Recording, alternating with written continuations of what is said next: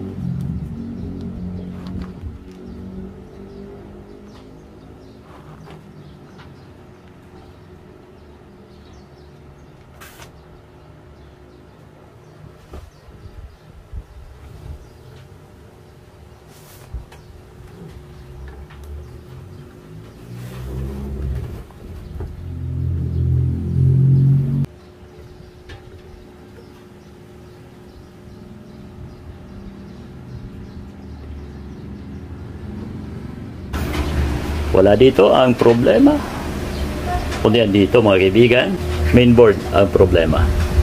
Inuulit po natin ay hindi applicable sa lahat ng oras, kasi may mga pagkakataon, may mga instance na parehas ang nagiging status pero magkaiba ang sira. Dapat ganoon ang vlogging natin.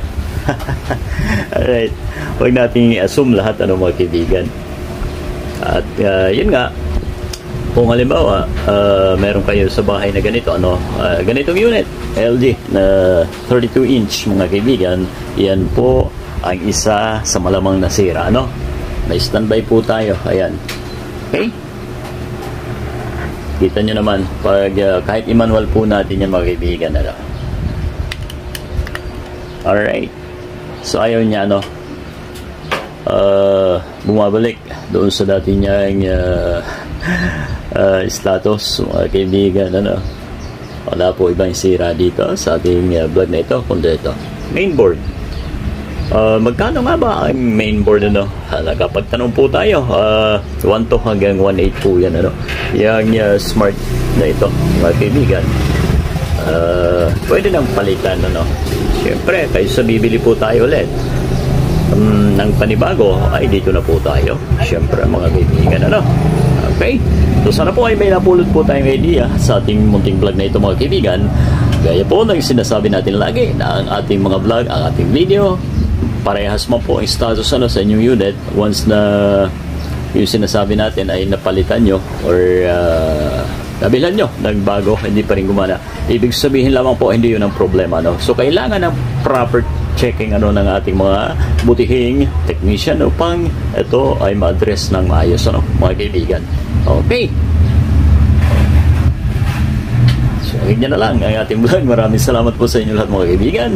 At paki-like naman, paki-subscribe ang ating channel, ay Rocky Electronics, mga kaibigan. At sa ating Facebook, ang Bal Jacob, also known as Kabalita TV, mga kaibigan.